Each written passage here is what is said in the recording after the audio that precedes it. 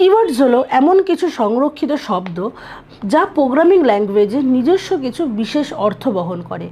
স্বাভাবিক ভ্যারিয়েবল বা আইডেন্টিফায়ারগুলোর নামকরণে এই কিওয়ার্ডসগুলো ব্যবহার করা হয় না। এই শব্দগুলি বিশেষ উদ্দেশ্যে সংরক্ষিত।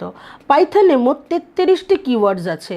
পাইথন প্রোগ্রামিংয়ে যে 33টা কিওয়ার্ডস আছে সেগুলি হচ্ছে false, none, true, and, as, assert, break, class, continue, def, for, from, global, if, import, except, finally, del, elif, else, or, pass, return, raise, try, is, in, non-local, lambda, not, with, yield, while।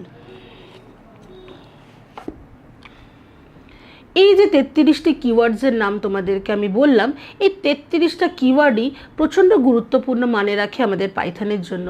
বিশেষ করে যখন আমরা খুব সাধারণ কিছু programming করব, সেখানে int, float, false, true এইগুলো প্রচণ্ডই মানেদায়ক হিসাবেই আমাদের কাজে লাগে।